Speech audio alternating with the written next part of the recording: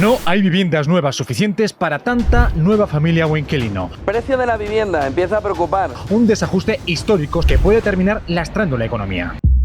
En España, sobre todo, un 70% son propietarios y un 30% viven de alquiler. Esto es súper anómalo y atípico en el mundo. En toda Europa es al revés. Es al revés. ¿Pero eso solo es España o es una cultura del Mediterráneo? No, eso es solo España. Sí. ¿A qué se debe, tú crees? ¿Tú cómo ves el mundo de la inversión y cómo de importante crees que es para una persona de calle normal que tiene un salario? Tu dinero en el banco pierde valor. Si tú tienes, digamos, una vida normal con un salario de 2.000 euros, la inversión no te va a realizar ningún tipo de cambio en tu vida en el corto plazo. Pero si tú inviertes, por ejemplo, 300 euros al mes en un fondo que replique al índice SP500, en 35 años tienes 1 millón de euros. Tú te levantas a las 7 de la mañana, ¿vale? Y de 7 a 8 trabajas. De 8 a 9 trabajas. De 9 a 10 trabajas. Y trabajas. Y así, 7 días a la semana durante 3 años seguidos. Esa es la rutina de éxito de cualquiera de los emprendedores que ha construido algo grande. La vida no te da lo que quieres, la vida te da lo que necesitas. ¿Por qué es esta frase, Juan? Esta frase es muy bonita y creo que está dentro de un libro que ahora hablaremos. Y sobre todo también cuenta un poco la historia que nos contó Mago More en el podcast, que es sobre Cronos y Kairos. Cronos, para que lo sepas, es el dios del tiempo, y Kairos, digamos, que More lo explicaba así, es un tío calvo con 2 pelos, que es un poco el de las oportunidades. Cronos siempre está, siempre existe el tiempo. Lo único que Kairos viene alguna vez a verte, se asoma, y tienes que ser tan rápido para cogerlo de los pelos y aprovechar las oportunidades. Bueno, pues como este concepto, Juan, hay cientos de conceptos que hemos explicado en el libro que hemos sacado de Tengo un Plan, que se llama Lo que ellos saben y tú no. Son 39 principios para crear una vida con resultados y ser feliz. Y bueno, imaginaos, si os han gustado los episodios, si os ha gustado alguna vez algún episodio, alguna idea que hemos soltado, pues literalmente te ahorramos más de 300 horas de grabación de podcast y te hemos sintetizado lo que para nosotros es ahora mismo los 39 principios con los que más nos quedamos y más aplicamos en nuestro día a día. Así que, Juan, ¿dónde pueden comprar este libro? Prácticamente va a estar en todos sitios, y si está más apoyado, pues aún estará en más, pero debajo tienes el link. Pues oye, lo quieres comprar ya, no quieres esperar a una librería, lo tienes aquí debajo, puedes reservarlo, puedes comprarlo y tenerlo listo. Tengo un plan, lo que ellos saben y tú no. Ya sabéis, ya podéis comprarlo. Seguimos con el episodio. Bueno, Uri, bienvenido a Tengo un Plan. Tenemos muchas ganas de una conversación que vamos a hablar de muchas cosas, de dinero, de finanzas, de tu trayectoria, que cabe destacar. Así que nada, gracias por venir. Gracias a vosotros, chicos. Os he visto, no lo sé, docenas y docenas de veces, así que es exactamente como me lo imaginaba. O sea, espectacular. Felicidades también. Y mil gracias por traerme. Uri, para empezar por algún lado, yo creo que deberíamos empezar hablando de lo que más se está llevando tu energía ahora mismo, ¿no? Que es Habitación.com. Me gustaría empezar por ahí porque yo creo que eso va a dar contexto, un poco después a explicar un poco tu trayectoria, aquello que se te da mejor, y luego ya después otros temas más de finanzas, inversión, etcétera. Pero, ¿qué es Habitación.com? ¿Cómo nace de ti ese proyecto? ¿Cómo surge? ¿Y cómo está siendo tu experiencia con esa startup? Vale, bueno, pues Habitación.com al final es la startup en la que estoy metido, como bien decías, y nace de estar pues hablando con gente que está en el sector inmobiliario, y sale la idea de, oye, a toda esta gente que comparte piso y que no puede ahorrar, ¿por qué no hacemos o buscamos una forma de que puedan ahorrar mientras están compartiendo piso, ¿no? Y así es como nace Habitación.com, que al final es pues una plataforma en la que puedes pues compartir piso pagando la cuota de alquiler de una habitación, pero en lugar de que sea alquiler, ¿vale? Es compra, es decir, estás comprando la habitación, con lo cual cada cuota que pagas no se va a fondo perdido, sino que es una amortización. Y entonces en 5 años pues te puedes colocar tranquilamente en un ahorro de 35.000 euros, 40.000 euros que te sirven para pagarte la entrada de tu primera casa o para comprarte un coche, un máster o lo que sea. Y nada, pues la verdad es que esa transición hacia ahora solo enfocarme a esto, pues ha sido muy reveladora, muy dura y maravillosa a la vez. Entonces, eso que dicen, no, emprender es como una montaña rusa, ¿no? Pues literal.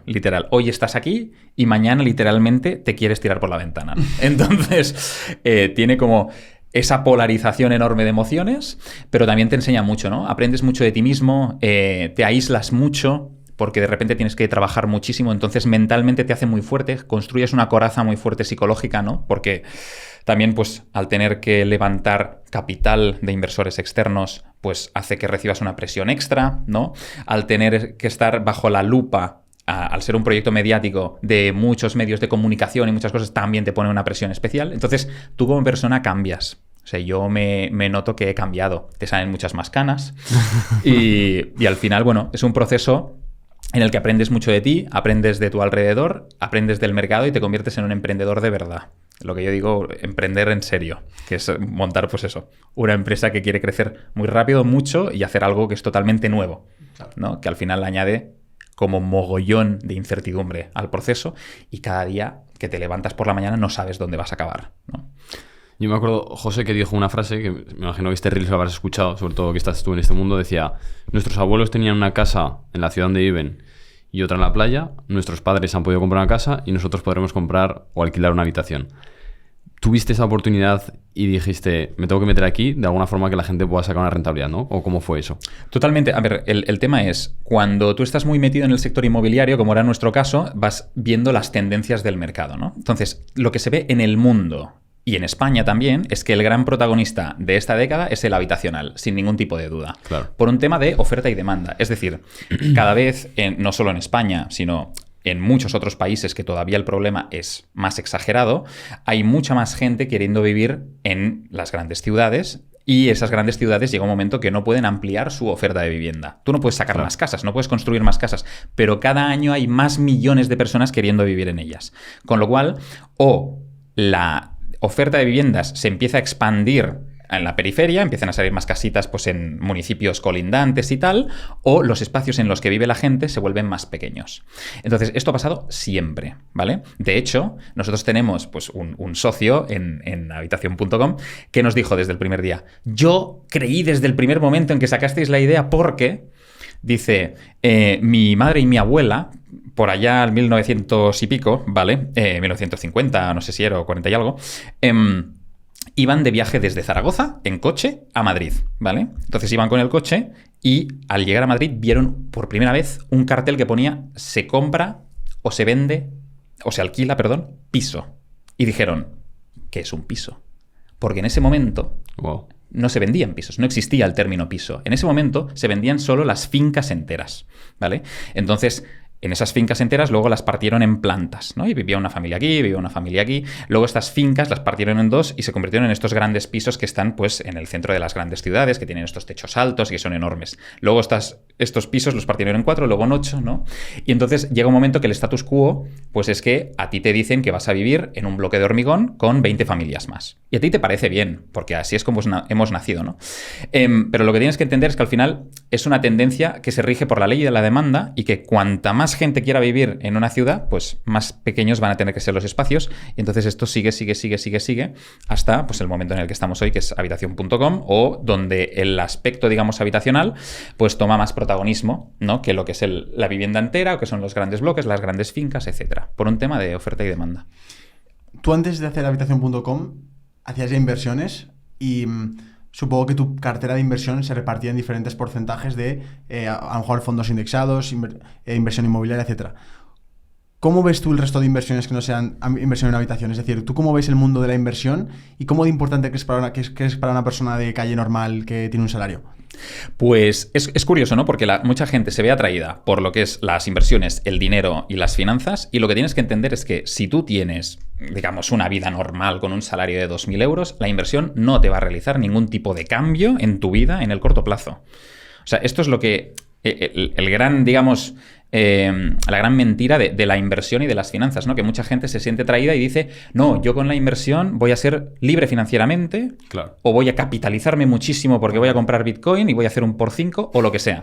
Todo esto puede llegar a ser verdad, ¿vale? Pero toma mucho tiempo. En el corto plazo tú no vas a tener ningún tipo de cambio en tu vida. O sea, es un tema largoplacista, ¿vale? Entonces, ¿es importante invertir? Sí, es muy importante invertir, pero la inversión lo que hace es rentabilizar tu capital, ¿vale? Es decir, preservar el valor de tu patrimonio. Entonces, la pregunta es, ¿tú tienes mucho patrimonio? ¿Tienes mucho capital? La gran mayoría de la gente que nos está mirando pues tiene su capital, pero no es mucho.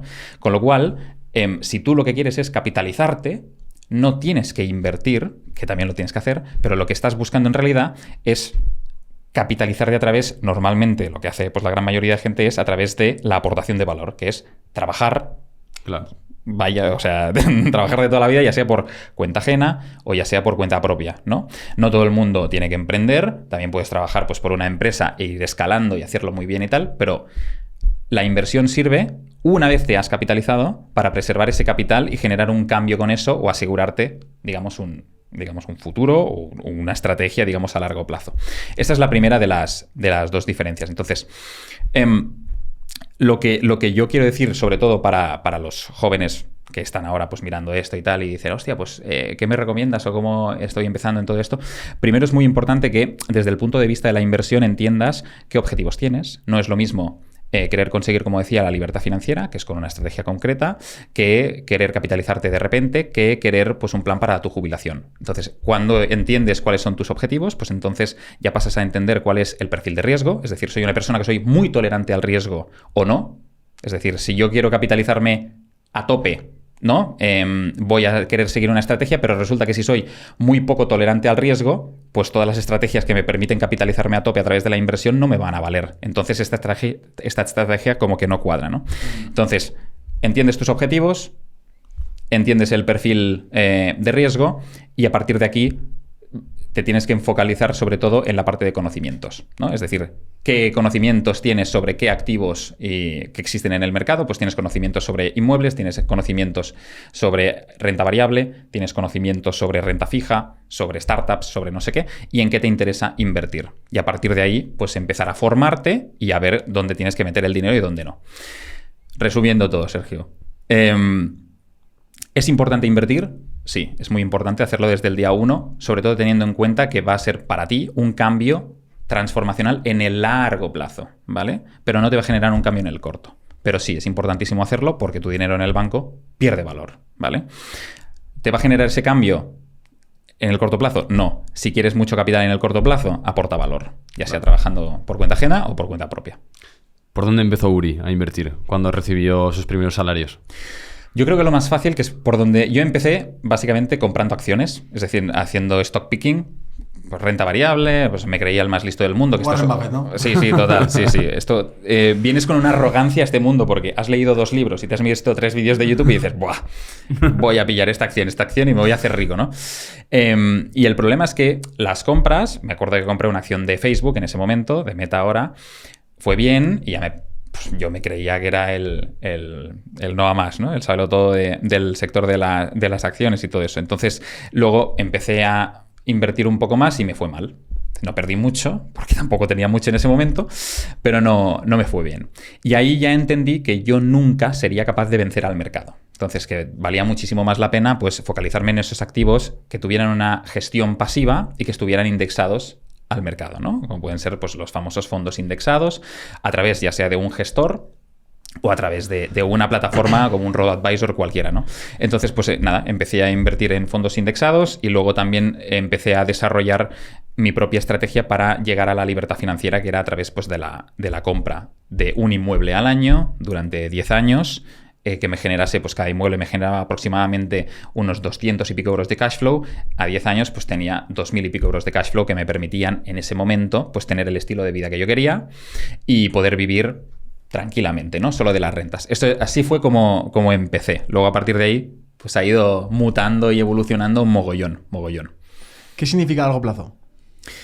Largo plazo tiene como 2 significados, ¿no? Pero yo creo que normalmente la gente joven entiende que un largo plazo puede ser 10 años y para mí es algo totalmente equivocado. Cuando empiezas a invertir te das cuenta de que una de las cosas más espectaculares, increíbles y preciosas que existen en este mundo es el interés compuesto, que lo habréis hablado un mogollón de veces en este podcast, y el interés compuesto se empieza a notar cuando pasan 10 años, cuando pasan 15, cuando pasan 20, ya se empieza a notar mucho, pero a partir de pues, los 25, 30 años, cada año que pasa, la parte de la curva que se está exponencializando de los intereses que tú ganas por tus inversiones se dispara muchísimo, ¿no? Entonces, con eso quiero decir, cuando hablo de largo plazo, que como mínimo tienes que estar dispuesto a que tus inversiones duren 30, 35 años. Si estás pensando, por ejemplo, en tener un cambio de cara al futuro para tu jubilación o para lo que sea. Si tú inviertes, por ejemplo, 300 euros al mes en un fondo que replique al índice SP500, ¿vale? En 35 años tienes 1.000.000 de euros, ¿de acuerdo? Entonces, la mayoría de gente no tiene este conocimiento financiero y se piensa que para ellos es imposible llegar a ser millonarios. Pero esto, a la gente que lo escucha ha dicho, ¿cómo? Explícame esto. Sí. Pues, aunque hayamos hablado alguna vez, ¿puedes explicar otra vez de nuevo por qué esto sucede? Totalmente, sí. Es decir, el interés compuesto significa al final que cuando tú estás invertido pues, en una clase de activo concreta, pues esta clase de activo tiene una rentabilidad anual, ¿vale? Una rentabilidad anual compuesta, es decir, que un año tienes una rentabilidad y al próximo año tienes una rentabilidad sobre ya la rentabilidad obtenida. Porque tú no sacas nada de dinero. Claro, tú lo dejas allí invertido y entonces eso automáticamente, pues el valor que has ido generando cada año, pues se te va, digamos, multiplicando de forma acumulada y compuesta, ¿vale? Entonces, esto, digamos, lo que permite es que este interés compuesto, que no es un interés lineal, que no es un interés simple, hace que, pues en los primeros años, los intereses que tú vas obteniendo, pues por ejemplo de una inversión en fondos indexados, pues que vayas viendo cómo crece poco a poquito. Pero que a largo plazo, ¿no? Esto que estás ganando de intereses, pues se vaya multiplicando de forma exponencial muy rápidamente, además, ¿no? Entonces, lo que yo explicaba en el ejemplo que ponía es que gracias al interés compuesto, si tú haces, por ejemplo, una inversión periódica de 300 euros al mes en un fondo indexado que puede replicar el índice SP500, que son las 500 empresas más importantes de Estados Unidos, que suele ser un índice que todo el mundo pues, tiene como referencia, pues entonces lo que permite es, oye, que esa inversión que sabes que sí o sí va a ser mejor que tu propia gestión activa de seleccionar las acciones y tratar de ser más listo que el mercado, ese fondo indexado, si está replicando este índice que comentaba, pues tendrá normalmente una rentabilidad de un 9%, un 10% anual compuesto, anualizado y compuesto durante los últimos 10, 15 años ha tenido pues, una rentabilidad parecida, ¿no? Y esto es lo que te permite, pues eso, si tú multiplicas pues, los 300 al mes por la rentabilidad anualizada por 35 años, pues te dará 1 millón de euros, ¿vale? Pongamos ejemplos más aterrizados, de salario, porcentaje que destinarías a invertir y todo eso. Sobre todo también todo lo que cuentes con tu experiencia, que tú al final has sido una persona que has tenido salarios de todo tipo, que también hablaremos luego de eso. Sí. ¿Cómo le recomendarías a una persona organizar sus finanzas? ¿Qué es lo primero que se tiene que ir cuando entra el dinero? ¿Cómo lo tendría que hacer? Bien, desde mi punto de vista, lo primero y más importante es que la persona tiene que entender, a pesar de lo que le decía al principio, que invertir no le va a cambiar en el corto plazo su vida, sí que tiene que entender que el dinero en el banco le va a perjudicar su vida, ¿vale? Claro. Con lo cual, sí o sí tiene que invertir, ¿de acuerdo? Entonces, esta persona, dentro de sus finanzas, primero tiene que entender lo que decía al principio, ¿no? ¿Cuál es mi objetivo, etcétera, tener mi estrategia, entender el perfil de riesgo y tal. Vale, supongamos que tenemos 2.000 euros de salario. Lo primero es que yo tengo que tener el hábito, ¿vale?, del ahorro. Es decir, primero tengo que entender que de lo que entra, tengo que destinar una parte a mi futuro, ¿vale? Porque o sea, esos 2.000 euros de nómina que me dan, en realidad no te lo dan gratis. Es tu tiempo y es tu esfuerzo que se transforma en unos euros, ¿vale? Que de alguna manera te tienen que ayudar en un futuro. Es decir, tú eso no lo tienes que consumir en un bolso de Gucci o de lo que sea, ¿no? Porque estás tirando literalmente tu tiempo. Literalmente tu tiempo y tu energía en un bolso, ¿no? Que está muy bien, ¿eh? Pero quiero decir, si piensas un poco más en tu futuro, pues a lo mejor puedes, digamos, vivir mucho mejor después. Lo que haría yo es, pues, destinar una parte siempre al ahorro. En mi caso, cuando eres joven, pues yo tendería a que ese ahorro sea lo máximo que puedas. Hay muchos estudios que dicen que como mínimo debe ser el 10%. Yo cuando estaba trabajando y ahorrando, trataba de ahorrar como mínimo el 40 o el 50. O sea, trataba de ahorrar todo lo posible. Hoy cada vez es más difícil porque los alquileres están muy altos, porque el coste de vida va subiendo, etc. Claro. Pero yo te diría que como mínimo el 15-20% lo tienes que ahorrar. Y entonces, con este ahorro, ¿qué haces? Pues lo primero que haces es montas un fondo de emergencia. Eso siempre, ¿vale? Antes de empezar a invertir, tú tienes que tener un colchoncito que equivalga a 6-9 meses de tus gastos de vida, ¿vale? Por lo que pueda pasar. Y cuando ya tienes este fondo de emergencia, esto es tu salvavidas, lo tienes ahí guardadito y a partir de ese momento ya empiezas a invertir. Vale, antes de pasar a la parte de invertir, ¿dónde guardamos ese fondo de emergencia? Ese fondo de emergencia se puede guardar sobre todo... Pues bajo el colchón, ¿no? Puede ser debajo del colchón, sí. Yo lo que recomendaría es, tiene que estar en un sitio que sea lo suficientemente líquido, por si lo necesitas, pues poderlo utilizar, pero que tampoco esté en la cuenta corriente del banco, porque ahí pierde valor. Entonces, yo lo que hacía era tenerlo en una cuenta remunerada, ¿vale? Que al final, pues los bancos o algunos brokers o algunas plataformas, pues te ofrecen cuentas remuneradas, me invento al 3, 4%, 5%, que están súper bien, que ahora hay algunas, aunque esta rentabilidad es cuentas remuneradas al 5%, digamos, son una locura, ¿eh? Salieron el año pasado, pero ya son cosas que duran pocos meses. Pero lo tendría allí porque son sitios donde si tú tienes cualquier problema, oye, lo puedes sacar, claro, ¿vale? Relativamente rápido. Entonces, lo dejaría en estas cuentas remuneradas, que vaya haciendo pues un poquito, que vaya conservando el valor, como mínimo que supere la inflación, o intentarlo, ¿vale? Aunque es difícil ahora. Y ya todo lo que comentabas, Juan, el resto que ya te empieza a llegar, pues ahí empezar a invertirlo, ¿vale? Está completamente demostrado que para una persona que es ignorante, ¿de acuerdo? Como es el caso de todos los que estamos empezando en el mundo de la inversión, la mejor forma y la que mejor retorno te da es hacer un dollar cost average, es decir, realizar inversiones periódicas, ¿vale? Y cuanto más periodicidad y más cadencia, mejores resultados tienes a largo plazo. Este es el famoso término DCA, ¿no? DCA, sí, Vale. sí, dollar cost averaging, ¿no? Vale.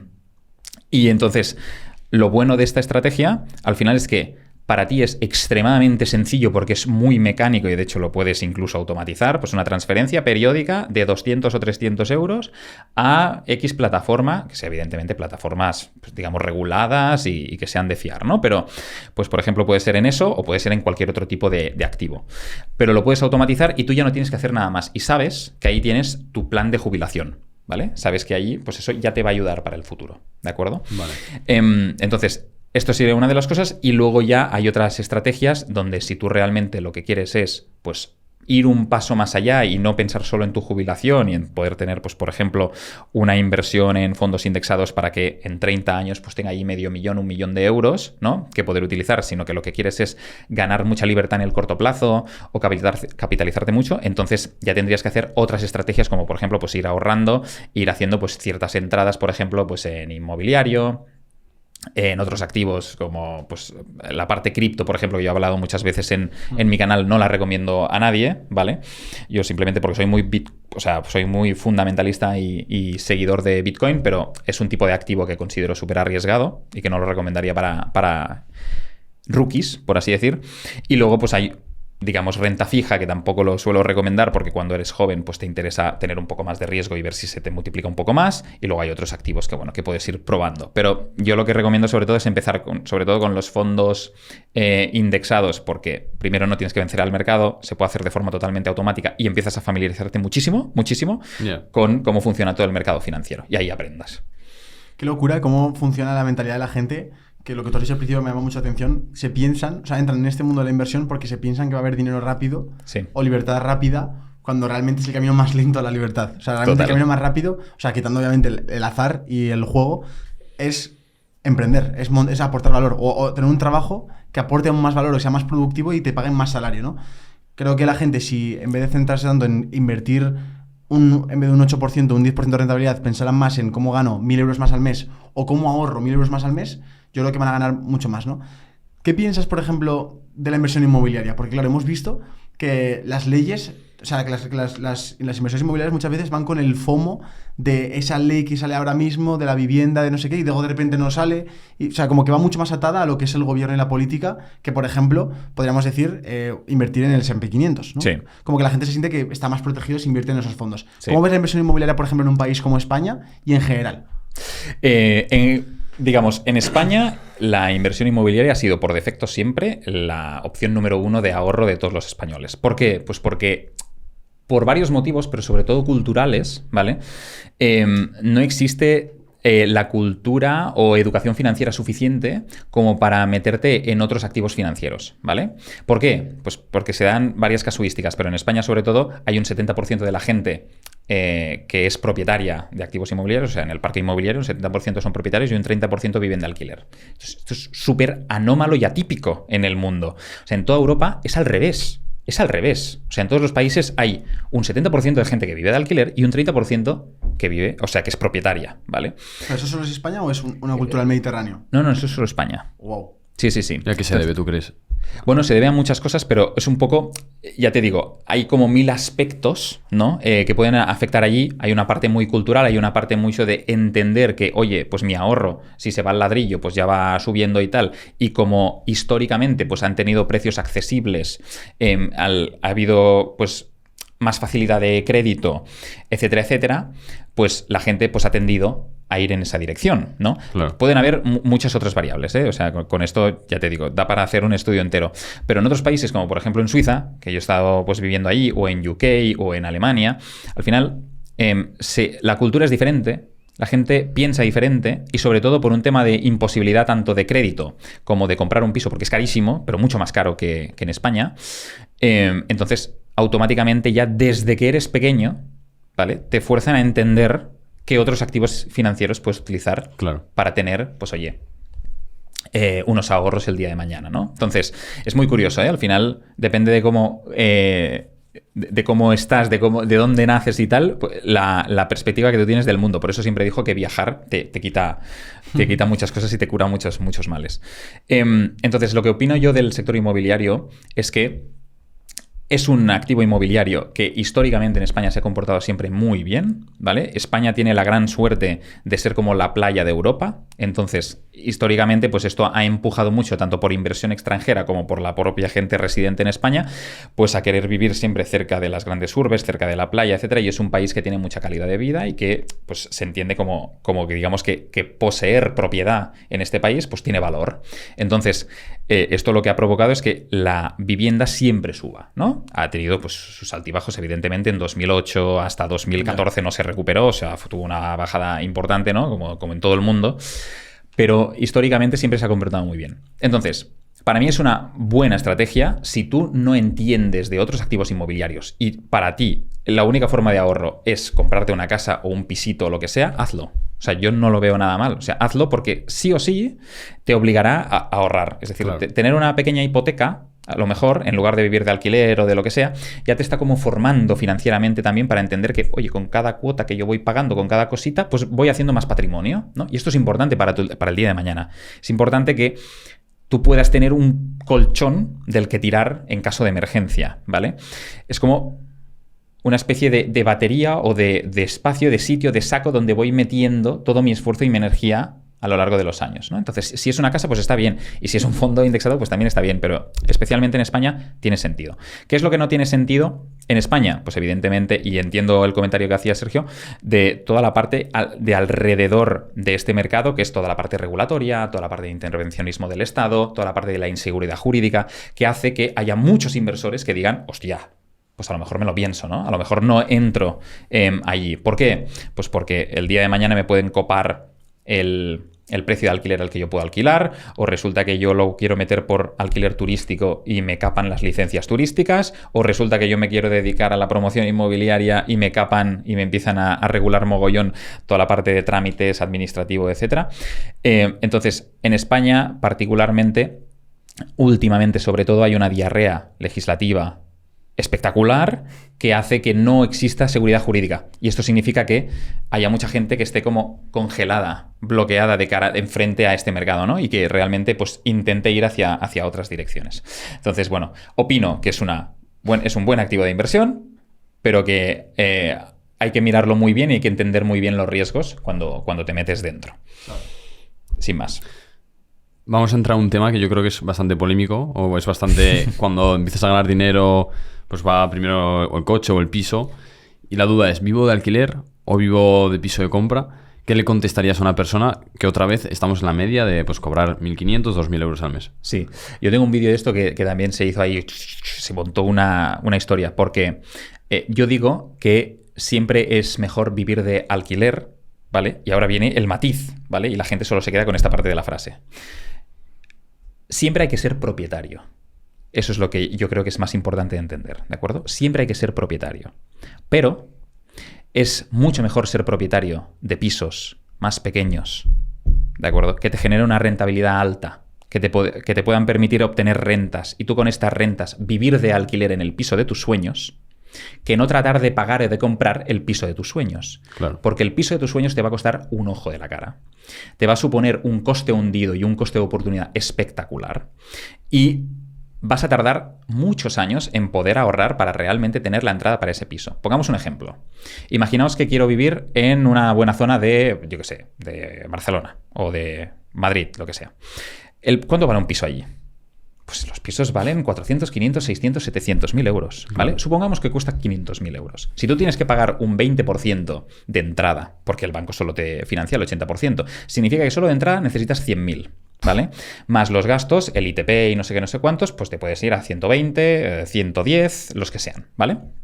Entonces, Bueno, no, perdón. Bueno, sí, exacto. Sí. Bueno, 150, perdón, porque serían pues el ITP y tal. Bueno, si tú, en lugar de gastarte estos 150.000 euros en comprarte un piso, lo que haces es, oye, pues con estos mismos 150 yo me voy, ¿vale?, a comprarme, por ejemplo, no lo sé, 3, 4, 5 inmuebles que están en las afueras, ¿vale?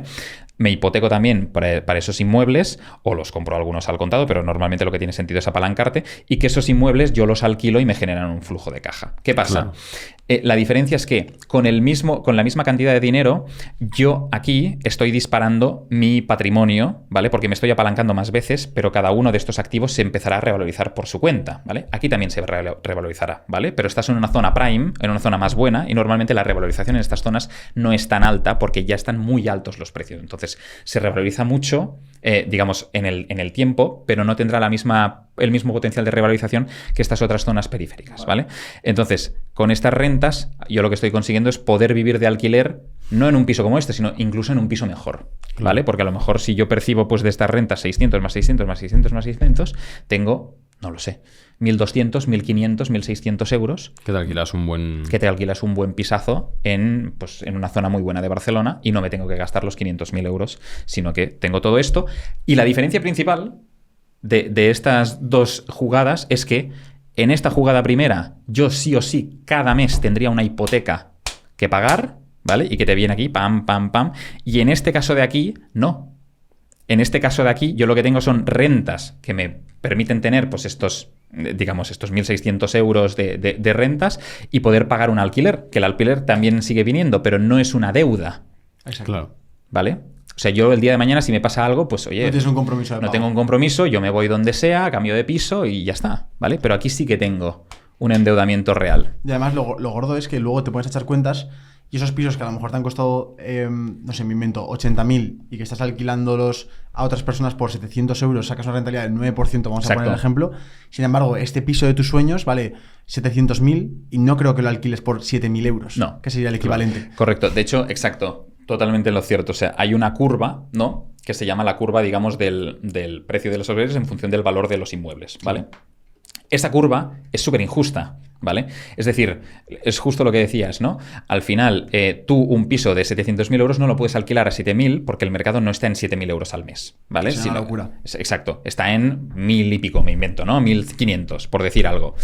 Pero si te sigues moviendo en la curva hacia los inmuebles que valen menos, ¿vale?, los lofts, los estudios, etcétera, etcétera, verás que la rentabilidad ahí es mucho mayor.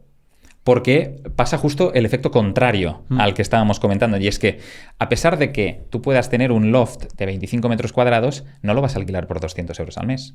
Claro. El precio mínimo de alquiler en el mercado por este tipo de activo, pues será, me invento, 500 euros. Con lo cual la rentabilidad en esos pisos es como mucho más grande, ¿no? Entonces, digamos que sobre todo los inversores tienden a estar en esta parte de la intersección de estas curvas que está más próxima a los pisos baratos que se pueden alquilar más porque el mercado de alquiler siempre está por encima de los precios de... No sé si me he explicado bien. Perfectamente. Pero sí, sí. Oye, Uri, estaba pensando, pero ¿tú a qué te dedicas o a qué te dedicabas? ¿Cómo has llegado hasta aquí para que la gente te conozca más? Bueno, yo siempre creo que defines quién eres con las cosas que has hecho, ¿no? Totalmente. Entonces, pues yo soy ingeniero, soy inversor, soy emprendedor Wow. y divulgador también en la parte de YouTube, ¿no? Entonces he hecho un poco de todo. Yo estudié ingeniería electrónica. De ahí pues entré a trabajar en una gran multinacional. La gran multinacional me permitió, pues oye, formarme, ir escalando y pues me permitió también ir a vivir a Suiza y a otras ciudades de España. Y ahí me pude capitalizar y después pues lancé un canal de YouTube donde empecé a divulgar las inversiones que estaba haciendo a la vez. Y de todo esto pues me generó, digamos, un conocimiento suficiente para empezar a emprender el último proyecto que he lanzado, que es Habitación.com, ¿no? Entonces, es interesante porque en la vida de cada uno es como, digamos, nosotros somos producto al final y nuestra identidad, digamos, es el producto de todas las experiencias que hemos vivido, ¿no? Y es chulo vivirlo y verlo para atrás, ¿no? Porque al final, ostras, solo tienes una vida, tienes que aprovecharla. Y hay mucha gente que tiene mucho miedo, por ejemplo, por ser ingeniero, ¿no? Hostia, pues ¿y si ahora paso a hacer un canal de YouTube, ¿no? Madre mía, perderé toda la parte de ingeniero. No. Forma parte de tu camino. Fue un capítulo del libro de tu vida, ¿no? Y entonces, para mí esto es lo bonito y lo importante de la vida de cada uno de nosotros, que vayamos escribiendo muchos capítulos y que nos sirvan para poder identificarnos como algo que sea difícil de explicar, porque has vivido muchas cosas. Así que espero poder hacerlo mucho más tiempo. O sea, ir cambiando y escribiendo muchos capítulos más. Sí. Tengo muchas preguntas sobre tu recorrido. Además, otra parte interesante es que el proyecto que tienes ahora también lo emprendes con tu mujer. Sí. Eso es un tema muy interesante para tratar. Pero has dicho antes que te has mudado que te mudaste en su día a Suiza por una multinacional. Y esto es un tema que a mucha gente le despierta mucha curiosidad. Lo que es vivir en Suiza, la gran oportunidad que incluso puede haber para gente joven que quiere buscar ahorrar más. O sea, hablábamos antes de que una forma muy buena de empezar a construir un patrimonio es aumentar tus ingresos. Pues simplemente cambiando la localización por el mismo trabajo de barista, en vez de pagarte 1.500 te pueden pagar 4.000. Total. Literalmente por la ubicación. Obviamente me vas a decir que la que es más caro, tal, pero acabas ahorrando más en valor absoluto, ¿no? Sí. ¿Cómo es la experiencia de vivir en Suiza? ¿Cómo lo viviste tú? Y si realmente es verdad esto de que hay una oportunidad de ahorrar más dinero. Es espectacular. O sea, yo cuando llegué me enamoré. Te enamoras del país súper rápido, porque todo funciona súper bien. Como un reloj suizo. Como un reloj. O sea, el transporte público, la administración, la seguridad en las calles, cómo de limpias están. O sea, es como todo wow, ¿no? Y además llegas allí, yo sin hablar alemán, que había hecho no sé cuántas clases de alemán, de High German que se llama, que es el alemán normal, ¿no? El de Alemania. Para poder comunicarme, y llego ahí, Guten Morgen, y me miran así, Grüezi, ¿no? Y me saludan en suizo alemán, ¿no? Y dije, hostia, para esto no me había preparado, ¿no? Entonces, total, todo lo que había hecho no me sirvió para nada, ¿no? Pero la gente te entiende en inglés perfectamente. Y esto me chocó mucho. Sí. Me chocó muchísimo. O sea, en la farmacia de un pueblo, yo en inglés, y te contestan en inglés perfecto. Y dije, hostia, ¿dónde estoy, no? Entonces, yo creo que Suiza es una grandísima oportunidad. Sobre todo ves un cambio muy grande en todo lo que es salarios, calidad de vida, seguridad, comparándolo con España, sobre todo, y fiscalidad, ¿no? Al final es un país que tiene muy en cuenta que el 40% casi de la población que tiene es inmigrante. Cuidan mucho al inmigrante, es decir, si tú la lías, te ponen de patitas a la frontera y dicen hasta luego, pero si lo haces bien, si sigues las normas y tal, pues te cuidan mucho, permiten que emprendas de forma como mucho más, con muchas más ayudas, por así decir, que por ejemplo en España. En España hay algunas ayudas, pero por ejemplo en Suiza no tienes que pagar un IVA hasta que no facturas creo que son 110.000 euros, una cosa así. No tienes que pagar las cuotas de autónomo. Tienes una serie de, digamos, de cositas. No es necesario que pues, aportes al plan de pensiones. Hay una especie de plan de pensiones ahí que tienes que tener. Entonces te dan como muchas cositas para que tú puedas pues, empezar a navegar, ¿no? en el mundo del emprendimiento. Luego los salarios. O sea, al final yo estaba de ingeniero aquí cobrando, pues eso, 30 y pico mil, con un plan de carrera hasta los 42 en la empresa en la que estaba, y la oferta que me vino de Suiza pues fue de casi entre 3 y 4 veces lo que cobraba aquí. Claro, que eres joven y dices, wow, o sea, se te ponen los ojos así, ¿no? En formato del dólar, en plan, hostia. Y eso, hostia, te permite poder capitalizarte mucho antes, lo que hablaba al principio, y poder ahorrar, como bien apuntabas, en valor absoluto muchísimo más, ¿no? Porque uno de los conocimientos, una de las cosas que la gente no entiende cuando hablamos de Suiza es, ya, te vas a ir a cobrar mucho más, pero pagas mucho más del coste de vida, de alquiler, de tal. Es cierto, pero tus costes se te multiplican por 2 aproximadamente, ¿no? Pero lo que cobras se te multiplica por 3 o por 4, ¿vale? El chunk, o sea, el grueso, el margen que hay aquí en medio de ahorro, en valor absoluto es muchísimo más de lo que estás ahorrando en España. Aunque ahorres más, da igual. Y esto es especialmente importante porque si lo que tú quieres hacer es irte de viaje a algún sitio o comprarte un coche, pues ahorrando en Suiza, aunque tengas unos costes más elevados, te puedes comprar 2 coches. Y en España te podrías comprar medio, ¿no? Y es el mismo coche, porque Volkswagen, pues tiene los mismos precios en Suiza que en España, ¿vale? Prácticamente. A lo mejor la he liado, con Volkswagen en concreto, pero me refiero que si quieres pagarte un viaje pues a Bali, pues te vale lo mismo estando en un país que en otro. Claro. Con lo cual, tienes muchas más opciones, ¿vale? O sea, tienes mucha más libertad de opciones, tienes un abanico de posibilidades mucho más grande, ¿no? Y a ti como persona te hace más libre. Y eso es lo que gusta más. Y después hay muchas cosas de Suiza que son, pues, súper diferentes a España, por ejemplo, el tema de la seguridad, ¿no? Tú puedes salir a las 3 de la mañana y no te va a pasar absolutamente nada, salvo algunos casos muy locos, pero no te va a pasar absolutamente nada. Y luego, por ejemplo, el tema de la fiscalidad, ¿no? O sea, la carga fiscal es súper atractiva, tanto para gente que trabaja por cuenta ajena como por cuenta propia. Y esto, pues, lo convierte en un hub de atracción, pues, para muchos emprendedores que deciden, pues, irse allí. Es muy caro vivir, eso es verdad, pero emprender es muy fácil, ¿no? Y al final, ostras, cada uno de los cantones que existen ahí, que al final son como las pequeñas regiones que existen, pues tiene su propia política fiscal. Y eso genera una competitividad fiscal en el país súper chula, porque si a ti como cantón se te va la pinza y de repente te subo, pues, los impuestos a X nivel, pues tú dices, me mudo 20 kilómetros al lado. Hostia. Y ya está, ¿no? Y entonces, claro, esto ayuda a que exista un equilibrio muy sano y que todos busquen, pues, ser lo más eficientes posibles y al final funcionar como empresas, ¿no? Y eso te das cuenta porque cada vez que vas al ayuntamiento, hostia, ¿funciona todo? Yo me quedé alucinando. O sea, tú llegas, hola, tengo este problema. Sí. Bueno, ya te lo hemos solucionado. ¿Cómo? Sí, está solucionado, no te preocupes y tal. Bueno, son 50 pavos, eso sí. Te pasan ahí el datáfono. Son 50 pavos, entonces tú cada transacción la pagas, pero la pagas contento, porque te solucionan el problema. ¿Tú quieres abrir una SL? Pues está abierta en 48 horas. ¿Tú quieres hacer X trámite? O sea, está como todos los procesos súper bien documentados, procedimentados, y son ágiles y cumplen con los tiempos. Sobre todo esto es lo más importante, cumplen. Otra de las diferencias más grandes. Ahora aquí en España, la Renfe. Pues aquí ahora tienes, pues, este billete en cercanías, al menos en Cataluña, que es gratuito. O pagas 10 euros, creo que es al trimestre, y puedes utilizar todos los viajes que quieras. ¿Qué pasa? Esto es fantástico y maravilloso para todos los jóvenes que no tienen, pues, mucho dinero, ¿no? Hostia, con 10 pavos al trimestre voy donde quiero. Eso está muy bien para captar votos, pero a la hora de la verdad, o sea, la empresa, ¿cómo gana dinero? ¿Cómo pagas los mantenimientos? ¿Cómo pagas absolutamente todo? Luego, ¿por qué hay tantos retrasos? En Suiza, el transporte es muy caro, ¿vale? El transporte público es mucho más caro que aquí, aunque hay bonos y tal, y también te ayudan mucho. Pero o sea, tú tienes una aplicación que te dice el tren llega a las 17:12. Llega a las 17:12, ¿vale? Y no necesitas ni imprimir cosas raras y tal, va todo por la aplicación. O sea, es de una eficiencia espectacular. Y todos los trenes están petados de inspectores. Petados. O sea, que es como... Son cosas tan dispares, ¿no? Que dices, ostras, realmente estoy en el primer mundo. Ahora yo me pensaba que venía de Barcelona, que esto es el primer mundo y tal. Y cuando llegas ahí dices, ¿qué coño es esto? Y cuando dices que vienes de Barcelona o de Madrid o de donde sea, dicen, bueno, esto es México o tal. Quiero decir que lo tienen como si fuese Latinoamérica, ¿no? Que no digo que esté mal ni bien, pero que lo tienen como que no es ni Europa. ¿Y cómo es la sanidad y la educación ahí? Porque yo creo que es otra pregunta que tendrá la gente. Sí, totalmente. Bueno, la sanidad es...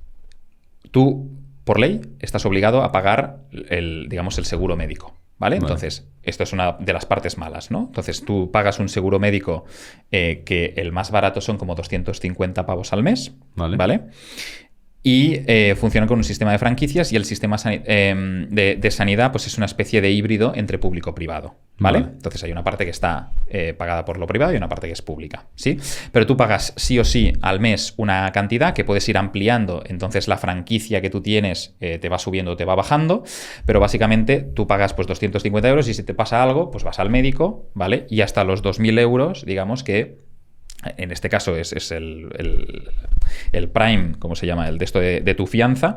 Y entonces, pues, oye, tú pagas hasta esa cantidad y a partir de ese momento ya te cubre el seguro, ¿no? Entonces, para ir reduciendo, pues, esta cantidad que tú tienes que pagar, pues vas subiendo la cuota mensual, ¿vale? Cada vez cuando más pagas, menos pagarás al ir al médico, ¿no? Pero el resumen es, tú tienes que pagar al mes una cuota de seguro médico que lo pagas encantado, también te digo, porque al final son 250 euros al mes, que te parece como mucho, pero tu salario, pues ahí, pues, estaremos hablando de que para una persona que trabaja en una oficina o de ingeniero o de lo que sea, pues está cobrando 6.000, 7.000, 8.000, 9.000 euros. Joder. ¿Vale? Claro, al mes, que dices, hostia, 250 pavos son muchos. Bueno, no sé si has calculado tú, en base a los impuestos que pagas cada mes en España, si estás pagando 250 pavos por la sanidad o más. Claro. ¿Vale? Y que no la utilizas siempre. O sea, siendo joven, tú no vas cada semana al médico ni cada mes. O sea, yo he ido, todo lo que he estado en Suiza, que he estado casi 3 años, he ido una vez. ¿sabes? Entonces, que también puedo entender que, hostia, la sanidad pública es un avance enorme porque si tienes una enfermedad como un cáncer, etcétera, etcétera, ostras, pues está súper bien tenerlo. Totalmente de acuerdo, totalmente de acuerdo. Pero la realidad de la mayoría de jóvenes es que, afortunadamente, hay muy pocos que sufran de este tipo de... Pero ¿y en Suiza si sufres de eso?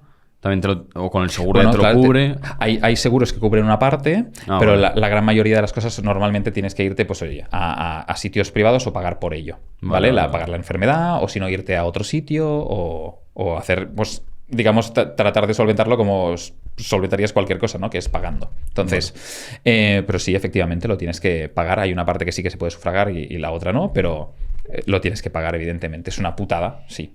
Pero Claro. también por ejemplo, el sistema sanitario no está colapsado. Ya. Tú vas a los hospitales cuando vas de urgencias y te atienden en 2 minutos. No es como en España, que yo la última vez que fui, porque estaba a 40 de fiebre, tenía pues un catarro de cojones y tal, y estaba asustado, me fui al Hospital Clínic de Barcelona y me dijeron que había 11 horas de espera. 11 horas. 11 horas de espera. Y digo, ¿pero que vengo aquí a las 4 de la mañana? Es que no lo entiendo. Sí. Y que estaba petado, 11 horas de espera. Digo, pues como podrán comprender, no puedo ir, y me fui a otro sitio. O sea, pero 11 horas de espera, que sí que es un hospital que público, que la sanidad pública está súper bien, que todo lo que tú quieras, es verdad, pero el sistema es un sistema fallido. O sea, tú no puedes estar enfermo y tener 11 horas de espera. O sea, no puedes. Así que, pues oye, esto en cuanto a la sanidad, y luego la educación, pues también la educación hasta cierta edad, pues es gratuita. ¿Vale? Lo que es un palo interesante son las guarderías. O sea, si tienes niños, ahí está muy bien si eres soltero, ¿no? O tienes pareja. Entonces estáis los dos generando, siendo productivos, sin casaros, ¿vale? Porque cuando os casáis ya fiscalmente se suman los dos salarios y ahí te empiezan a quitar un poco más y también hay alguna cosa más. Pero cuando eres una pareja que los dos estáis productivamente trabajando y tal, ahorráis mucha pasta. Pero muchísima, ¿eh? Pero muchísimo dinero. Eso sí, cuando tienes un niño, la guardería ya son 2.000 pavos por niño al mes. Wow. No Sí, se cortan, ¿eh? No, ahí no se cortan. Entonces, ¿qué pasa? Que muchas veces las parejas, cuando están allí y de repente tienen un niño, uno de los dos deja de trabajar. Porque si tienes un niño, pues bueno, todavía lo aguantamos entre los dos salarios y no pasa nada. Pero si tienes 2 o 3 niños, a los 6.000 euros al mes, pam, todos los meses, sale mucho más a cuenta que uno de los dos deje de trabajar y se encargue de los niños, y el otro siga trabajando, que no seguir los dos trabajando, pero sin ver a los niños y pagando 6.000 pavos al mes. O sea, eso sí. Y la educación sí que es verdad que hasta, no sé si es hasta lo que sería bachillerato y tal, es gratuita, si no recuerdo mal. Sí. Y a mí, personalmente, una de las experiencias que más me ha cambiado la vida ha sido viajar solo a un destino y tener que hacer vida allí. Tener que hacer nuevos amigos, tener que buscar formas de ganar dinero, tener que experimentar la cultura desde dentro. Que yo creo que la cultura desde dentro no es yendo al sitio turístico de Suiza, No. sino es en la conversación que tienes en una cafetería con el camarero o pidiendo trabajo en algún lado y interactuando con muchas personas a lo largo del día. Entonces, yo creo que esto también... Hablábamos del tema de, para esa gente que se lo está pensando, creo que también puede ser un punto más a tener en cuenta, que no es algo literalmente racional porque no ves el número en ningún lado, pero te transforma. O sea, ¿tú cómo viviste esa mudanza a Suiza en tu personalidad, en esa experiencia de abrirte, o a lo mejor no en Suiza, sino has tenido viajes en tu vida en los que viajar a conocer otras culturas y tú viajar solo y tener que buscarte la vida te ha hecho espabilar, ¿no? Totalmente. Justo, o sea, además te cura, como decía antes, todos los racismos, prejuicios, te lo cura todo viajar. Y yo creo que todo el mundo debería viajar, porque estoy harto de escuchar a gente que no ha salido de 5 kilómetros a la redonda de donde vive y va diciendo, mira en este país qué mal se hace esto, mira en el otro. Vete allí 3 meses, vive allí y entiende un poco las cosas de cómo funciona, ¿no? En el caso específico de Suiza, yo tuve que hacer un cambio porque soy una persona extremadamente sociable, ¿vale? Aunque cada vez menos, sobre todo con los emprendimientos, pero me gusta mucho estar con mis amigos, reírme y tal. Y ahí en Suiza esto se lleva poco, ¿vale? Se lleva menos. Es decir, lo que me gustó mucho es que cuando llegas, como el 40%, como os decía, de la gente, ahora es un 30 y pico, es inmigrante, se respira un sentimiento fraternal muy bestia, ¿no? Entonces... Cada persona con la que hablas prácticamente ha pasado por el mismo proceso que ha pasado tú, y todo mi grupo de amigos en ese momento pues era un griego, un sudafricano, un suizo también, había un suizo evidentemente, había un alemán, había un no sé qué, ¿no? Entonces es como súper multicultural y todo el mundo como que es súper hospitalario, ¿no? Te ayuda un mogollón. Y eso, ostras, te cura 1000 cosas porque cada persona, cuando estás tratando un tema en concreto en una mesa de bar, cada persona te dice su perspectiva, ¿no? Con las taras que lleva desde su país, ¿no? Claro. Y esto es brutal. Porque dices, hostia, ¿qué visión tiene esta persona que viene de una parte más oriental, ¿no? De Europa, y esta persona que viene de una parte súper occidental, ¿no? O sea, ¿qué diferencias hay? Y eso es extremadamente valioso para ti como persona, el hecho de poder aprender de todas estas culturas. Pero sí, o sea, creo que la gente, sobre todo, tiene que tratar de pasar un poco el filtro ese primero de turista, que yo creo que es lo más importante, e irte sobre todo a lo que decías tú, Sergio, de oye, penetrar mucho, buscar un curro, pasar horas con la gente haciendo los planes sociales que se hacen allí, entendiendo cómo vive la gente, ¿no? Y cuáles son sus hábitos de consumo. Porque solo con esto ya entiendes muy bien en qué posición estás tú, en qué posición están ellos, y empiezas como a sumergirte con modo esponja, ¿no? En toda su cultura. Y eso te suma mucho porque te quedas con las cosas que a ti te suman más, ¿no? Al final, o sea, yo veo muchas cosas, hay cosas de los suizos que no me gustan, no me quedo con ellas, pero hay cosas que sí. Entonces vas siendo como mejor persona, mejor individuo cada vez. De hecho, para subir el nivel aún más, yo te diría que te metieras en las casas de ellos. Sí. O sea, Sí. yo, por ejemplo, estuve en casa de una familia en Japón y estuve en casa de una familia en México. O sea, no tengo que decir que son el día y la noche, pero sí, realmente la forma que tienen de funcionar, de horarios, de qué es importante para cada uno, solo creo que lo conoces cuando medio convives o bajas la guardia. Ya no es solo el café, sino es a las 5 horas de estar con una persona que ya se comporta como es él, ahí tú ya sí que ves cómo está comportando de verdad la cultura, ¿no? Totalmente. Entonces, bueno, y tío, hay una cosa que admiro mucho de ti, es tu capacidad para tomar decisiones arriesgadas y soltar algo que para todo el mundo sería un sueño por algo nuevo que es un presentimiento para ti. Es decir, tú cogiste, empezaste a documentar, o sea, claro, tú eres un ingeniero, ¿no? Que para la gente que se dedica a eso, que está en ese mundo, es algo con mucha autoridad, y de repente pasas a ser el que hace vídeos. Que a lo mejor de cara a los de tu multinacional podría ser incluso como este tío que está haciendo de chavales. Sí, total. Dejas ese trabajo de más de 100 euros al año por dedicarte a los vídeos, ¿no? Que eso mucha gente no lo va a entender, a lo mejor tu familia tampoco. Y ahora has hecho, después de conseguir resultados con el canal de YouTube, es como que lo has dejado de lado para decir, voy a empezar una startup. Es como, mi objetivo es dejar a todo el mundo diciendo, urista de la cabeza. Buscas lo más difícil, ¿no? Sí. Modo difícil la vida. Hay, hostia, ¿cómo se llama? Alex Hormozzi tiene esa famosa... El teorema ese famoso del shiny object, ¿no? Que como que estás llegando al punto más bonito de algo y ya saltas a por lo siguiente y saltas a por lo siguiente, ¿no?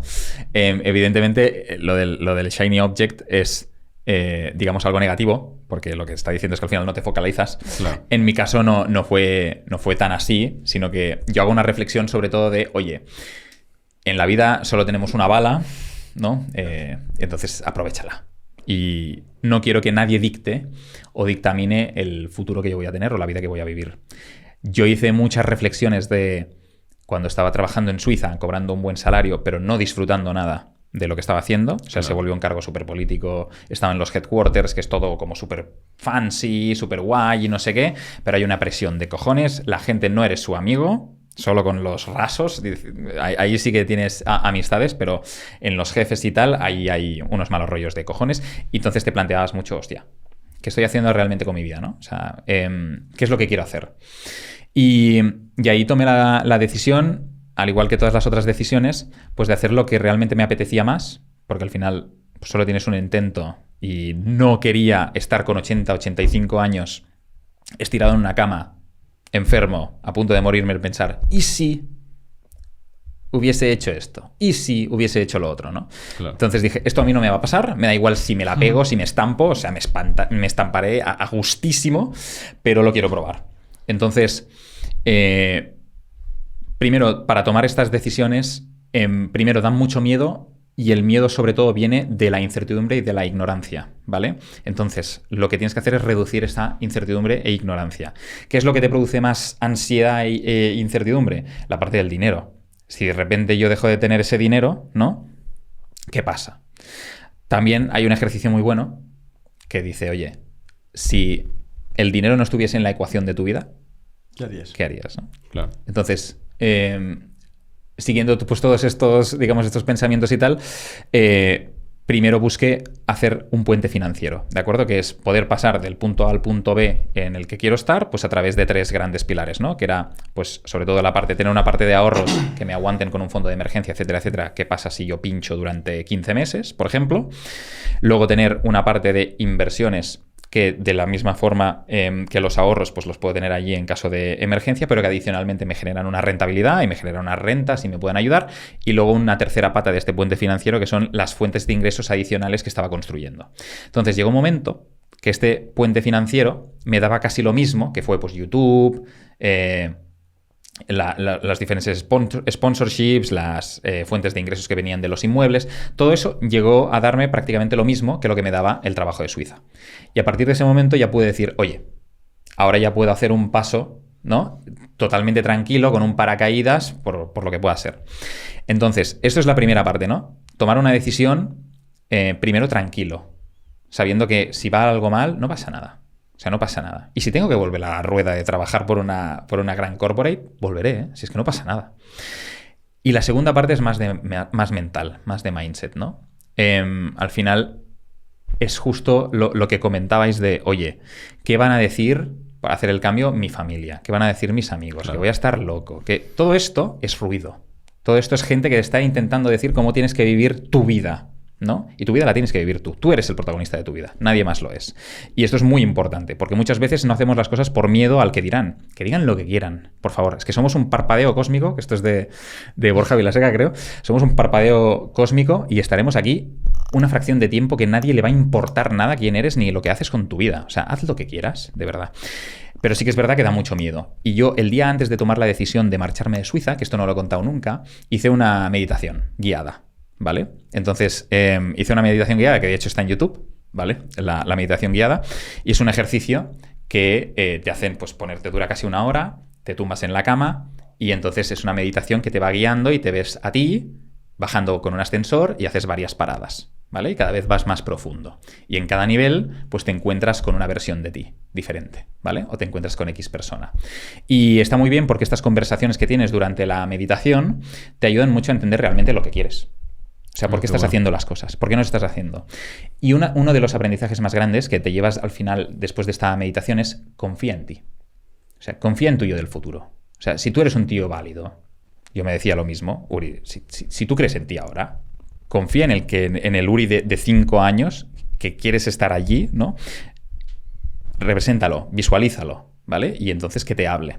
Y eso te ayuda mucho también a tomar esas decisiones de decir, hostia, pues me lanzo. ¿Cómo se llama esta meditación? ¿Para buscarla? No me acuerdo, porque tiene un nombre largo, así como cómo meditar para tomar decisiones correctas o una cosa así, ¿no? Es como súper largo. Meditación guiada de ascensor, pondría yo. Pues a lo mejor está por la palabra ascensor, sí. Lo buscáis, lo ponéis en los comentarios y lo buscáis, sí, pero se llama alguna cosa así. Oye, Uri, una pregunta. Después de tanto tiempo reflexionando sobre el dinero e inversiones, ¿qué definición tienes de rico? ¿Qué es ser rico para ti? Buah. Claro, es que primero, la riqueza, hay una parte que es la riqueza material y otra parte que es la riqueza, digamos, intangible, inmaterial, ¿no? Entonces, para mí una persona rica en el sentido de... Vuelvo a empezar. La persona rica para mí está muy relacionada con la persona que es feliz, ¿vale? Pero la felicidad no está siempre asociada con el dinero, aunque está muy relacionada, ¿vale? Entonces, ¿qué quiero decir con eso? Para mí... Una persona rica es una persona feliz, pero la felicidad es un estado efímero, ¿de acuerdo? Es algo que viene y va. El papel que juega el dinero en esta felicidad, en estas puntas, es importante entenderlo, pero no es el objeto final o no es el destino, sino que es simplemente una herramienta más que te permite, pues, poder tener estos momentos de felicidad, ¿no? Para mí, el dinero es una herramienta que nos ayuda a tener una libertad de opciones. Esta libertad de opciones nos ayuda a ser más libres y a poder tomar mejores decisiones, ¿vale? Entonces, con estas decisiones, tú puedes tener una vida que te guste más o que te guste menos, pero sobre todo que te permita hacer cosas que te hagan ilusión. Entonces, para mí una persona rica es esa persona que en el día a día hace cosas que le generan ilusión, que puede tener estos picos de felicidad. Hay mucha gente que dice, no, la felicidad es un estado fijo, ¿no? Permanente. Es decir, si vosotros estáis viviendo en España, pues tenéis que ser felices sí o sí, porque claro, los niños de África, ¿no? Imaginaos, no podéis ser menos felices que ellos. Eso es mentira. O sea, un niño de África puede ser muchísimo más feliz que tú, claro. ¿Vale? Pero segurísimo, vaya. Y además tú puedes estar viviendo un infierno aquí, ¿vale? Entonces, no tiene nada que ver una cosa con la otra, pero a lo que se me refiero es que esa felicidad que se da como en puntas, que es este estado tan efímero que va durando pues ahora un periodo, ahora otro periodo, se da sobre todo cuando tú haces cosas que te hacen ilusión. Y haces cosas que te hacen ilusión cuando tienes tiempo, ¿vale? Tiempo para dedicarlo a las cosas que quieres dedicarle. Y el tiempo viene de tener dinero, ¿vale? De gestionar bien el dinero, etcétera, etcétera, sobre todo en la sociedad en la que estamos hoy, ¿eh? A lo mejor también puedes hacer actividades como por ejemplo ser, pues yo qué sé, un albañil y que te encante hacer muros, ¿no? Y entonces estás siendo feliz haciendo estos muros de ladrillos. Pues fantástico. Pero para mí la riqueza viene de tener estos momentos de ilusión, de poder hacer lo que quieres en el momento que quieres y con la gente que quieres, y esto viene sobre todo y está muy relacionado con una buena gestión del dinero. Wow. Hay un punto que me llama la atención, que es la parte que decías de no voy a dejar que otras personas rijan la decisión de mi vida sobre qué hacer con mi futuro. Y claro, tú ahora mismo piensas en Habitación.com como esa nueva decisión que te hace volver a empezar de cero respecto, por ejemplo, a cuando tú estabas en ese salario alto en la multinacional y pasaste a ser youtuber, o es diferente porque tienes esa cubierta de empresario, emprendedor, de startup. No sé si me estoy explicando. Es decir, ¿es el mismo salto hacia abajo desde fuera o es al revés? ¿O ha sido diferente para tu entorno? ¿Cómo has vivido este salto para ti? ¿Cómo viviste esos días de transición? Los días de transición fueron como muy raros y muy inciertos, y el salto ha sido un salto hacia una dirección completamente desconocida. O sea, yo tenía mi brújula, marcaba el norte y el sur y me he ido dirección noroeste. ¿Por qué? La pregunta es ¿por qué no? ¿No? Yeah. O sea, vamos a ver a dónde me lleva. O sea, yo soy una persona profundamente inconformista y esto me ha llevado a que muchas veces pues, he hecho durante 2 años algo con una intensidad brutal y entonces llego hasta donde quiero llegar y digo, ¿hay más? A lo mejor hay más, ¿no? Por ejemplo, yo qué sé, me pasó con el trabajo. Pues escalé muy rápido, pude promocionar y llegar a los headquarters y dije, ¿hay más? Sí, veo lo que hay por arriba, pero no me gusta. ¿Vale? Entonces decido cambiar. Entonces, el cambio para mí hacia montar una startup y tal, en parte viene muy influenciado porque siempre me ha gustado mucho el sector de emprendimiento y nunca lo había hecho. Emprendimiento en el sentido más startupero, ¿no? Más venture capital, pillar capital, hacer algo muy grande, con mucho impacto y tal. Luego viene por una parte también de, oye, aparte de YouTube, que estoy generando un impacto, me gustaría generar un impacto más allá de la divulgación, es decir, de poder ofrecerte algo a ti, persona joven que me está viendo, que te pueda ayudar realmente. Entonces, hostia, quiero probar este nivel extra también de impacto. Y luego, pues evidentemente, también hay una intención de decir, oye, si esto va bien, pues yo tengo un upside, ¿no? Un potencial upside mucho más grande que si siguiera trabajando por cuenta ajena o si siguiera con YouTube, ¿no? Si esto va genial, pues irá genial. Y si me estampo, nos estampamos y no pasa nada. O sea, tampoco pasa nada. Aquí está como súper demonizado en plan, y si no te va bien, coño, pues un aprendizaje que te llevas, joder, y luego haces otras cosas. Si es que lo que decimos siempre, ¿no? En Estados Unidos se premian estas cosas y aquí es... Te van a señalar todo el mundo y te va a decir, mira, el que fracasó. Bueno, pues para mí este pensamiento lo tengo como muy ya rechazado y no me entra, me resbala mucho. Pero realmente a la pregunta que hacías, o sea, el cambio es realmente duro y muy incierto porque pasas a hacer cosas que son radicalmente diferentes a tu día a día. Por ejemplo, uno de los cambios más grandes que tenía ha sido en la parte de la rutina, ¿no? Aquí que sois expertos en rutina, que he visto un mogollón de vídeos vuestros de rutinas y tal, y que están súper bien, pero yo a todos los mentores que tengo en la startup les he preguntado, oye, ¿tú qué rutina tienes? ¿No? Y se me ríen en la cara. Me dicen, es muy fácil. Tú te levantas a las 7 de la mañana, ¿vale? Y de 7 a 8 trabajas. De 8 a 9 trabajas. De 9 a 10 trabajas. Entre medias, si puedes pillar un bocadillo, pues lo pillas. Y trabajas. Y así, 7 días a la semana durante 3 años seguidos. Esa es la rutina de cualquiera de éxito de cualquiera de los emprendedores que ha construido algo grande. O sea, es imposible imposible realmente que un emprendedor que quiera montar algo muy grande, con mucho impacto, que pueda pues levantarse a las 5 de la mañana, hacer su meditación, Claro. irse al gym y tal. Pero no es que sea imposible, pero estás siendo improductivo muchas horas de tu día que sí que necesitas, ¿vale? Y entonces pues puedes llegar al mismo objetivo, pero más tarde, llegarías más tarde, ¿no? Pero no se ha dado en ninguno de los emprendedores que conocemos todos, Elon Musk, Mark Zuckerberg, ¿no? Steve Jobs, Amancio Ortega. Pregúntale a Amancio Ortega si meditaba por las mañanas o tal, ¿no? Claro, es gente que sí o sí durante un periodo de su vida han sido o han tenido un desequilibrio muy grande. Claro. ¿Vale? En un periodo muy concreto de su vida. Han tenido un desequilibrio muy grande y luego cuando han llegado hasta cierto punto, entonces ya sí que han puesto pues orden en su vida, digamos que se han puesto pues a tener rutinas que les ayudan a ser más saludables, a aguantar más en el largo plazo. Pero es impepinable que al principio dediques todas las horas de tu vida porque el proyecto las necesita. O sea, no es que yo pueda decir, no, ahora decido pues hacer otra rutina y dedicar menos tiempo. No, es que hay fuegos todo el día, todo el rato, y estás haciendo el trabajo con 3 personas que estamos trabajando, pues estamos haciendo el trabajo de 25. ¿No? Y hasta Claro. que no puedes empezar a incorporar gente como lo hemos incorporado ahora, pues no puedes empezar a delegar todo esto, ¿no? Y a empezar a sacar un poco la cabeza del agua y decir, hostia, vale, menos mal, vamos mejorando. Pero uno de los cambios más grandes ha sido esto. En lugar de practicar rutinas, pues es la antirrutina, totalmente. Qué bueno. Sí, sí. ¿Cuáles objetivos tenéis? Por ejemplo, a mí hay algo que me llama mucho la atención de las startups, que la mayoría no son rentables. Y digo, wow. Sí. Entonces estás creando una empresa que no genera beneficio. ¿Cómo valoras esto tú, viniendo de un emprendimiento que tenías, que es todo, la mayoría rentabilidad? Sí.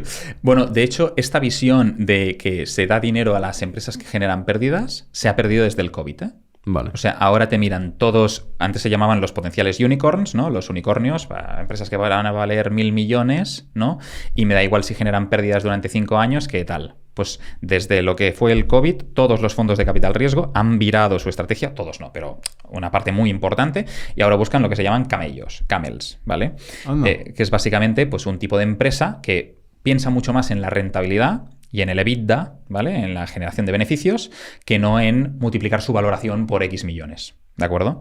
Entonces, todas las lupas con las que nos estudian los diferentes analistas, pues son un poco con esta visión.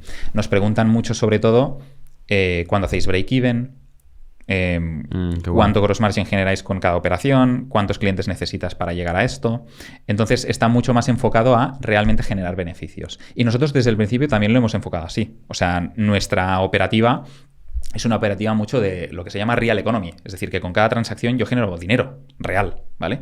Y además hay unos buenos márgenes porque estamos hablando pues de real estate, etcétera, que también tiene sus retos de escalabilidad, ¿eh? Porque tu modelo de negocio, para que la gente entienda, es una plataforma entre la persona que quiere comprar una habitación y la persona que la vende, ¿no? Exacto, sí, sí. Y os lleváis una comisión de esa transacción. Correcto. Vale. Sí, sí. Nosotros nos llevamos una comisión por la transaccionabilidad de todo esto y además nosotros, pues para la oferta de las habitaciones que se construyen, también ofrecemos pues toda la parte de gestionar los proyectos, la reforma y tal, que esto es adicional, y luego gestionamos las habitaciones.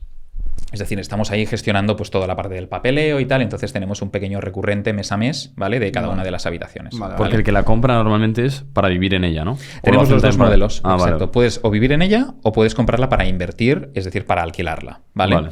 Pero nuestro foco principal son los vividores. Siempre tienen como una preferencia brutal. 2 semanas antes siempre se publican los vividores y tienen como 2 semanas de ventaja frente al resto que se abra después, ¿vale? O sea, qué bueno, tío. Pero Sí, la, sí. la estética realmente es como me la estoy imaginando de yo entro en mi casa y hay una habitación dentro de mi casa con llave. Sí, sí, sí. Pero además son habitaciones que se puede ver en la web, que son habitaciones espectaculares. O sea, no publicamos ningún tipo de habitación en la que yo no viviría, ¿vale? Entonces, tienen unos mínimos de estándares de calidad brutal. Todas las habitaciones pues, son nuevas, ¿eh? Es decir, hacemos una reforma integral y se entregan habitaciones totalmente nuevas. Tienen todas pues, su suelo laminado, tienen su televisor, tienen su sofá. Siempre, en la habitación siempre tienes un sofá, tienes tu escritorio, tienes tu cama. Es una cama a medida, en altura, ¿vale? Donde tienes almacenaje debajo. Está muy inspirada en la arquitectura del sudeste asiático. Nuestra diseñadora es vietnamita y ahí están muy acostumbrados a aprovechar los espacios en vertical. En Europa estamos muy acostumbrados en horizontal. Nos gustan los espacios diáfanos, con mucho espacio así. Y en el sudeste asiático no. Entonces esto nos ayuda un mogollón a poder aprovechar los espacios en alto ¿vale? No son literas, ¿eh? O sea, estamos hablando de que la cama está como elevada como así a 90 centímetros, un metro. El IKEA creo que tiene un escritorio de esos, ¿no? Que duermes arriba, te bajas por abajo y trabajas abajo. Sí, no, pero esto es mucho más de niño, por así decir. Ah, vale. No, y el escritorio está en otra parte. Ah, pero vale. son habitaciones que como mínimo tienen 10 metros cuadrados de superficie, ¿vale? Pues, O sea, estamos hablando de señoras habitaciones, ¿eh? Pues el mínimo son 10, la media está en 13, hay de 15, hay de 18, hay de 22. Intentamos que siempre tengan su propio baño privado, todas. Hostia, ¿la propia habitación? Claro, Wow. lo intentamos. No siempre es posible, técnicamente, pero siempre intentamos que tengan su baño privado y luego que tengan pues, unas zonas comunes, pues X, ¿no? Que normalmente no son enormes, sino que están más bien reducidas. No son enanísimas, sino que están bien. Pero la gente valora mucho más tener un espacio privativo enorme para ellos, ¿no? Porque se tiran, digamos, todo el día trabajando en una oficina, 12 horas, y cuando llego a casa, pues no quiero tener que estar socializando obligatoriamente en el sofá del comedor con otras 3 personas, ¿no? Sino que lo que quiero es mi habitación enorme, mi propio sofá, mi propio televisor, mi todo, y ponerme mi Netflix. Y si me apetece, yo abro la puerta y les invito a que pasen al sofá, ¿vale? Pero no al revés. Entonces, valoran mucho más esto. No son tan perfiles, tan estudiantes, tan jóvenes que sí o sí quieren socializar, sino que es más trabajadores. ¿Y como inversores qué tal la rentabilidad? Pues como inversor, como mínimo, nunca hemos arrojado menos de un 7% neto de forma totalmente pasiva. O sea, ya incluyendo todos los gastos, nuestra gestión, todo, nunca hemos arrojado menos de un 7%. No está mal. Está muy bien. Sobre todo porque estamos hablando de grandes ciudades. O sea, tú no puedes comprar un inmueble en el centro de Valencia con lo que valen, que te dé un 7% neto de rentabilidad. No puedes. O sea, no existe. Ni en Barcelona ni en Madrid.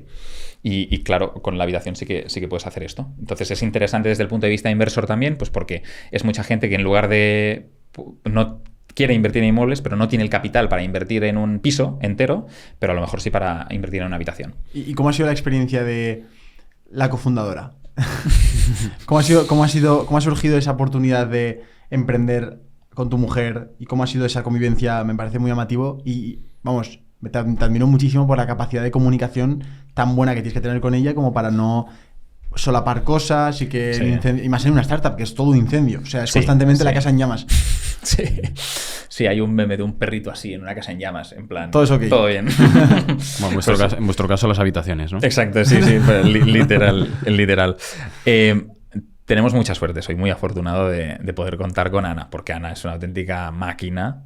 Ella viene, digamos, de toda la parte de consultoría estratégica en una de las Big Four, luego ha pasado por Telefónica, ha pasado por varios startups y es una máquina en cuanto a ejecución. O sea, es una pasada, ¿no? Entonces yo se lo dije al principio, oye, yo no hago esto si no es contigo.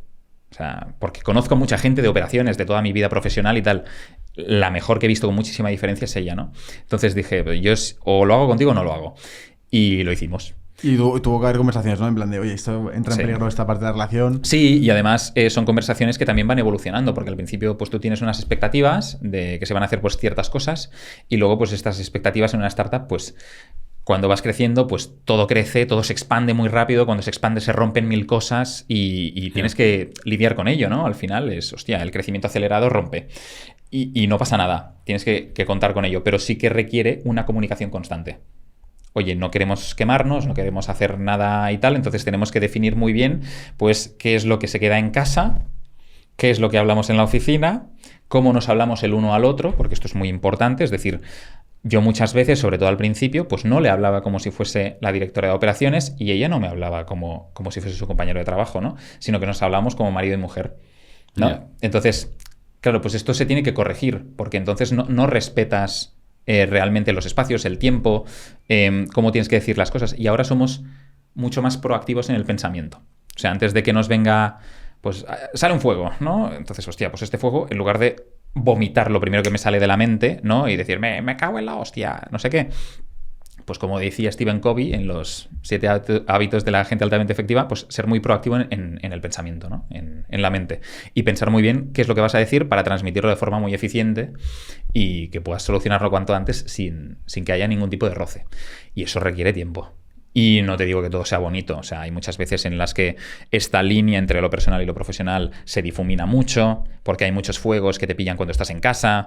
Entonces, algo que nos ha ayudado mucho es, pues, por ejemplo, sí o sí buscar una oficina para ir allí y tener un espacio físico que sea diferente a tu casa para entender que estás en otro espacio, que es un espacio de trabajo, con otros compañeros, y eso te ayuda más a la hora de comunicar las Cambiar cosas. un poco el entorno, ¿no? Exacto. ¿Estoy hablando con mi mujer en casa o estoy hablando con mi mujer en la oficina? Correcto. Bueno, Sí, sí, las sí. victorias también tienen que ser, saben mucho mejor, es decir, Sí. porque son con tu mujer. Sí, sí, total. No, las victorias se celebran muchísimo, muchísimo. Lo que pasa es que al principio pues hay pocas victorias, Muchas derrotas. muchísimas derrotas, que es durísimo, ¿no? O sea, hay como muchos nos, y entonces hay que ser muy perseverante y tener como mucho la mente fría de que es normal que te vengan 80 nos antes de un sí. Claro. Es normal. Hay mucha gente que se hunde, no pasa nada. O sea, si te dicen que no 80 veces, que nos lo han dicho 1000 veces. O sea, cuando vas a levantar capital, cuando vas a hacer cualquier tipo de cosa, o sea, por ejemplo, el tema de levantar capital es como muy feo, porque el trabajo de los fondos de capital riesgo es decirte cosas feas de tu negocio, ¿vale? En plan, pues esto no va a funcionar por este motivo, porque el equipo no vale, porque la estrategia está mal, porque no escala, porque no sé qué. Claro, sales de la reunión, es reventado y dices, me cago en la hostia, ¿qué estamos haciendo, no? Hasta que te viene uno que te dice que sí. Y dices, hostia, gracias. Y cuando uno te dice que sí, enseguida 5 más te dicen que también, y entonces pues esto lo celebras mucho, pero hasta que llegas allí, hostia, es un trabajo arduo, ¿eh? Eres como un saco de boxeo para los analistas que dicen, me llegan 100 startups al mes, voy aquí a hincharme, como solo tengo que elegir 2 o 3, pues voy a filtrar a saco, ¿no? Y entonces, bueno, pues es un proceso un poco feo, pero también es divertido. Sí, sí. ¿Qué planes tienes de futuro en los próximos 3, 4, 5 años de tu vida? Bueno, pues sobre todo cuidarme más, dedicar más tiempo a la parte personal, sobre todo a mi pareja, a mi familia y tal, que pues impepinablemente ha sido menos últimamente y es algo de lo que me arrepiento un poco, porque al final miras un poco para atrás en tu vida y realmente te preguntas, oye, ¿realmente vale la pena acelerar tantísimo? O sea, pulsar tantísimo el acelerador. Entonces, dedicar pues eso, más tiempo a lo que realmente me importa y esto lo puede hacer pues a medida que vayamos creciendo pues con la empresa, ¿no? Al final es pues ir metiendo más gente, incorporando nuevas personas, poder ir delegando un poco más y levantar un poco la cabeza y estar más en la parte estratégica, que es donde realmente debería estar, ¿no? Intentando decir la dirección en la que tenemos que ir para avanzar, no estando siempre apagando fuegos y ahí con el con el pico y la pala, ¿no? Entonces esto es un poco lo que yo quiero hacer. Dedicar más tiempo para mí. No estoy tan enfocado ya ni tan obsesionado con el dinero como lo estaba al principio. No, hostia, quiero llegar a 1.000.000 de euros, quiero llegar a no sé qué. En uno de los vídeos que yo tengo en YouTube sí que explico que en 2030 quiero llegar a tener 1.000.000 de patrimonio, pero ahora como que casi que me la resbala tantísimo. Yeah. O sea, pero tantísimo. O sea, te cambia mucho la visión de las cosas cuando realmente te pones a conseguir, o sea, te pones a emprender y realmente a ver la cantidad de valor que tú puedes aportar, ¿no? La cantidad de valor que puedes generar y eso cómo se puede traducir en dinero y la capacidad que tenemos nosotros como equipo de poder hacerlo, al final como que te resbala mucho los números. O sea, te centras mucho más en lo que es importante. Así que eso, yo te diría Guay, eso. tío. ¿Has leído el libro de Morir con Cero? ¿No? Que explica un poco cómo echar cálculos para morir con 0 euros. Hostia, qué bueno. Y también habla de los dividendos que dan las experiencias. Es decir, pues por Interesante. ejemplo, igual montar la startup, estar fundiendo pasta, pero a nivel de experiencias dentro de un tiempo lo vas a contar, o irte de viaje, o yo qué sé, o comprarte una moto para darte una ruta por África, digo, igual tú te la has leído. Y No. porque te hace un poco, sobre todo la gente que pensamos tanto en dinero, en invertir, en ese miedo a que vas a perder tu patrimonio, en decir, hostia, que como me muera con 1.000.000 de euros en el banco, si lo divido entre viajes, he palmado un montón de viajes que importan más. Total. No. Hostia, que súper interesante, no lo he leído, pero efectivamente, ¿no? Hay una frase que dice, la herencia es un error de cálculo, ¿no? Hostia, qué bueno. Y es verdad. O sea, si tú dejas en herencia todo lo que no te has fundido en vida, ¿no? Otra cosa son la gente que tiene millones y millones y millones, ¿no? Claro, que al final, sí. pues, oye, hay un legado ahí y se tiene que... Pero totalmente de acuerdo. Y esto al final es muy estoico.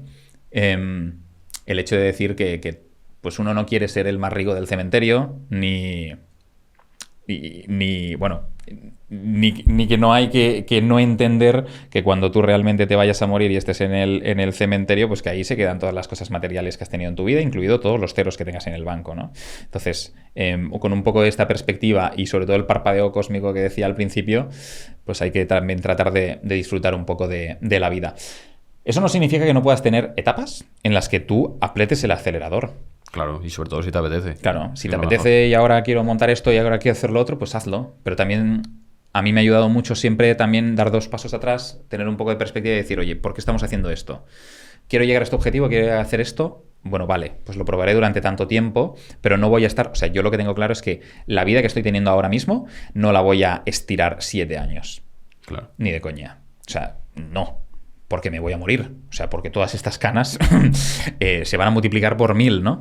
Y entonces, o sea, tengo muy claro que va a cambiar mi vida y que estoy tratando ya de mejorarla mucho. Pero bueno, ahora al principio es normal. O sea, tampoco tenemos una alternativa si queremos hacer esto. Total. Joder, Uri, increíble el crecimiento que has tenido este último año. Enhorabuena. Gracias. Seguro, ya no solo a nivel profesional, sino también personal. Seguro que te has transformado en todos los sentidos. Y espero, tío, que volvamos a hablar dentro de un tiempo, un medio plazo y, vamos, nos cuentes cómo ha crecido todo y cómo has evolucionado y todas las experiencias que has vivido. Así que gracias por estar en Tengo un Plan y ha sido Gracias. un placer. Mil gracias a vosotros. Y lo mismo digo, cuando queráis repetimos. Encantadísimo. Gracias también a ti por escucharnos, por estar hasta aquí. Y oye, si te gustan las camisetas que llevamos, avisarte que estamos volviendo a sacarlas a la venta, que fíjate, parece un desastre. Y nada, nos vemos pronto. Si te gusta este episodio, por favor, compárteselo a alguien que creas que le puede servir. Valóralo con 5 estrellas en audio, me gusta y suscríbete en vídeo. Y nos vemos pronto. Hasta luego. Adiós. Chao. Gracias.